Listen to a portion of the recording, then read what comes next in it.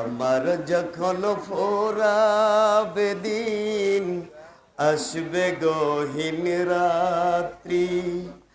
আমার যখন ফোরাবে দিন, আসবে গহীন রাত্রি। থেকো প্রভুয়ে জীবনে, থেকো প্রভুয়ে জীবনে, হয়ে চির সাথী, আসবে গহীন রাত্রি। ঠিক কিনা বলেন? একদিন গহীন রাত্রি আসবে, এই সাজসজ্জা আর থাকবে না, সব কিছু খুলে নেওয়া হবে। রাজকীয় বাড়ি, যেই বাড়ির জন্য আমার প্রত্যেকটা ঘাম, প্রত্যেকটা রক্তের ফোঁটা দিয়ে আমি সেই বাড়িটা তৈরি করেছি, আস্তে করে যখন বাড়ি থেকে বের করবে, তখন আমি বুঝতে পারবো দুনিয়ায় সব আমার পর। যখন এই সুন্দর পোশাকের বোতামগুলো খোলা হবে, তখন আমি বুঝতে পারবো এই দুনিয়ায় কেউ আমার আপন নয়। এই দুনিয়ার সব চাইতে দুনিয়ায় আসমান জমিনের মধ্যে আপনজন হচ্ছেন আমার আল্লাহ। সুবহানাল্লাহ। আমার ভাইয়েরা খুব সুন্দর করে লক্ষ্য রাখেন, রোজার নিয়ামত হলো তিনটি। রোজার নিয়ামত হলো তিনটি। এক নম্বর নিয়ামত হচ্ছে রোজা। আল্লাহ সুবহানাহু ওয়া তাআলা রমজান মাসেই নাজিল করেছেন আল কোরআন। সুবহানাল্লাহ। শাহরু রমজানাল্লাযী উনজিলা ফীহিল কোরআন। আল্লাহ নাজিল করেছেন রমজান মাসেই পবিত্র আল কোরআন। সুবহানাল্লাহ। আজকে কোরআনের বরকতিত মাস, ঠিক কিনা বলেন? আজকে কোরআনের জন্যই আজকের এত আয়োজন। সেই কোরআনের সাথে যারা থাকবে পৃথিবীতে তারা ভাগ্যবান হবেন। আল্লাহ সুবহানাহু ওয়া তাআলা তাদেরকে সম্মানিত করবেন দুনিয়া এবং আখিরাত। সুবহানাল্লাহ। ওয়া ইন্নাহু লাযিকরুল লাকা লিকাওমিকা ওয়া সাওফা তুসআলুন। সুবহানাল্লাহ। যারা কোরআনের সাথে থাকবে, সেই জাতিকে আমার আল্লাহ সম্মানিত করবেন, সেই গ্রামকে আমার আল্লাহ সম্মানিত করবেন, সেই জাতিকে আমার আল্লাহ সম্মানিত করবেন। এটা হচ্ছে আল্লাহর ঘোষণা। সুবহানাল্লাহ। আজকে কোরআন নাজিলের মাস, শাহরু রমজানাল্লাযী উনজিলা ফীহিল কোরআন। এই রমজান মাসের এত নিয়ামত, কি নিয়ামত! আল্লামা জাওজি রাহিমাহুল্লাহ তিনি লিখেছেন, তিনি তার কিতাবের মধ্যে সুন্দর বক্তব্য এনেছেন। তিনি বলেছেন 11 মাস, গোটা মাসটা গোটা একটি সমুদ্র, বিশাল সমুদ্র। এই সমুদ্রের মধ্যে শুধু সোয়াব আর সোয়াব, সোয়াব আর সোয়াব, সোয়াব আর সোয়াব।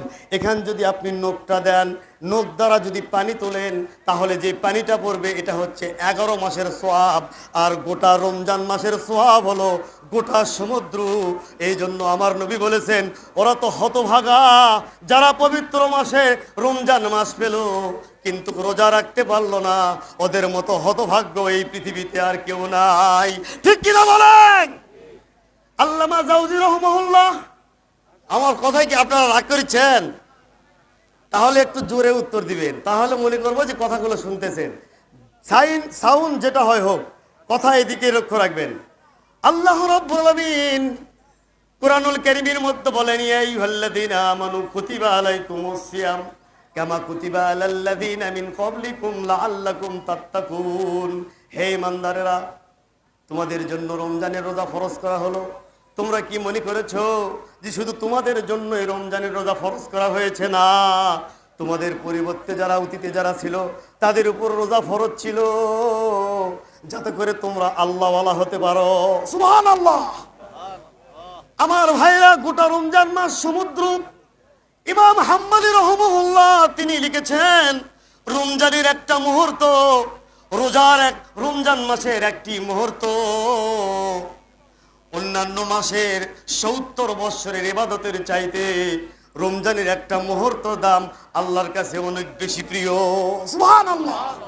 তাহলে সেই মাসটা আমরা অবহেলায় যারা কাটিয়ে দিয়েছি, তাদের মতো হতভাগা আর পৃথিবীতে কেউ নাই।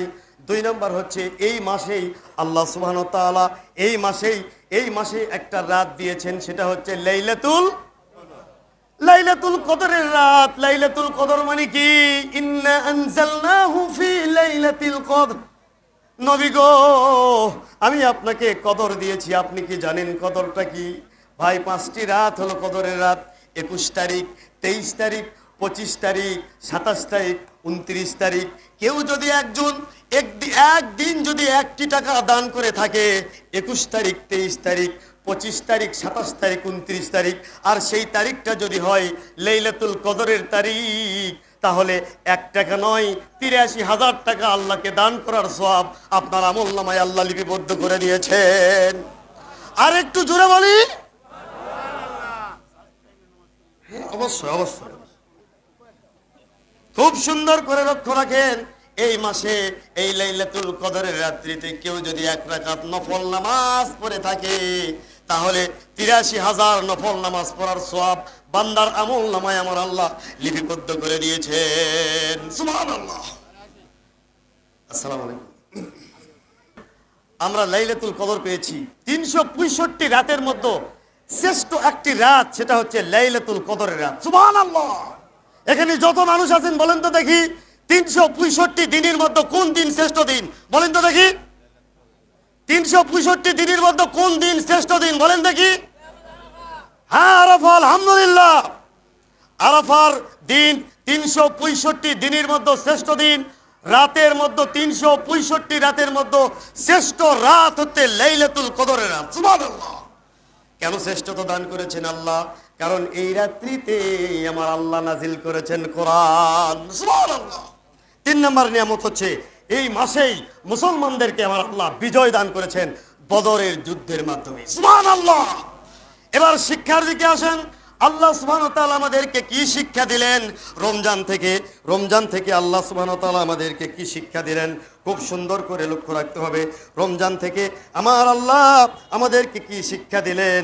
রমজান থেকে শিক্ষা দিলেন এক নাম্বার 6টি শিক্ষা আল্লাহ দিয়েছেন।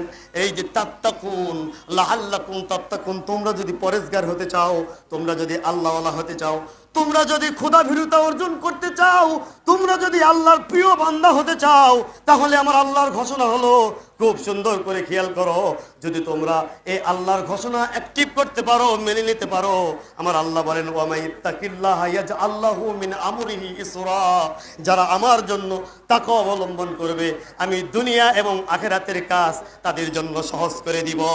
সুবহানাল্লাহ। আর একটু জোরে বলি সুবহানাল্লাহ। আল্লাহর স্লোগান কেন এত ধীরে হবে? দুনিয়ার স্লোগানগুলো কত জোরে হয়। অমুক ভাই তমুক ভাইয়ের একটু ভালোবাসা নেওয়ার জন্য, একটু পাওয়ারের জন্য এত জোরে স্লোগান হয়, আর আমার আল্লাহর স্লোগান কেন এত ধীরে হবে? লিল্লাহ তাকবীর, লিল্লাহ তাকবীর। আল্লাহ তুমি খুশি থাকো, আল্লাহ তুমি তোমার বান্দাগুলোকে মাফ করে দাও। 1 নাম্বার, তুমি যদি তাকওয়াশীল হতে পারো, তাহলে তোমার এই শর্তগুলো মেনে নিতে হবে। সেটা হচ্ছে তোমার চক্ষুকে হেফাজত করতে হবে। চোখের দ্বারাতেই দুনিয়ার সমস্ত গুনাহ হয়। চোখ হচ্ছে একটা নেটওয়ার্ক। এই জন্য আমার নবী বলেছেন, হাদিস নাম্বার নাসিরউদ্দিন আলবানীর লেখা সিলসিলা সহিহ, হাদিস নাম্বার হচ্ছে 2673 নম্বর হাদিস। নবীজি বলছেন 3 শ্রেণীর চোখ জাহান্নামের আগুনে জ্বলবে না। 1 নাম্বার, যেই চোখ আল্লাহর রাস্তায় পাহারা দেয়, এই চোখ আল্লাহর রাস্তায় এই চোখ কোনোদিন জাহান্নামের আগুনে পুড়বে না। সুবহানাল্লাহ। 2 নাম্বার, ওই চোখ যেই চোখ আল্লাহর ভয়ে কাঁদে। আমি অনেক মানুষকে দেখেছি, আজকেও রাতে অনেকে দেখেছি, যারা আল্লাহর জন্য চোখের পানি ফেলে ফেলে তার জন্য, তার পরিবারের জন্য, সমাজের জন্য, দেশের জন্য, রাষ্ট্রের জন্য, মুসলিম উম্মার জন্য সারাটা রাত ধরে আল্লাহর কাছে আরাধনা করেছেন, আল্লাহর কাছে দোয়া করেছেন, চোখের পানি ফেলেছেন। এই সিস্টেমের চোখ কোনোদিন জাহান্নামের আগুনে জ্বলবে না। সুবহানাল্লাহ। 3 নম্বর, সেই চোখ যেই চোখ আল্লাহ যা দেখা হারাম করেছেন, আল্লাহ যা কিছু দেখা হারাম করেছেন, সেই চোখ কোনোদিন জাহান্নামের আগুনে জ্বলবে না, সেটা যদি সে ফিরে আসে। সুবহানাল্লাহ। 1 নম্বর তাহলে চোখের হেফাজত। 2 নম্বর হচ্ছে কথা বললে মুসনাদে আহমদ হাদিস নাম্বার 1809 নম্বর হাদিস, নবী সাল্লাল্লাহু আলাইহি ওয়াসাল্লাম বলেছেন, তুমি যদি কথা বলো তাহলে সত্য কথা বলো, তুমি যদি ফাঁসির কাস্টে ওঠো সত্য কথা বলো, মিথ্যার কাছে তুমি মাথা নত করো না। কারণ তুমি যখন মিথ্যা বলবা, মিথ্যার রেজিস্ট্রি খাতায় তোমার নাম লেখা হয় তুমি জাহান্নামী। একদিন মিথ্যা বলতে বলতে তোমার নাম মিথ্যুক হয়ে যায়, তোমার নাম কাযযাব হয়ে যায়, মিথ্যুকের রেজিস্ট্রি খাতায় তোমার নাম লেখা হয়।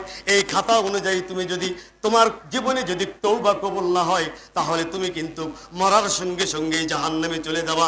আর আমার নবীর ঘোষণা হলো, তুমি যদি মিথ্যা থেকে ফিরে আসতে পারো, সত্যের উপর যদি প্রতিষ্ঠিত থাকতে পারো, যেমন ইমামে আবু হানিফার মতো তুমি যদি সত্যের উপর প্রতিষ্ঠা থাকতে পারো। আবু হানিফাকে যখন জেলখানার মধ্যে মারা হয় সত্যের জন্য, তখন তার মাকে ডাকা হলো। মা যখন আসলেন, মা দেখলেন তার সন্তানকে এত মারা হচ্ছে।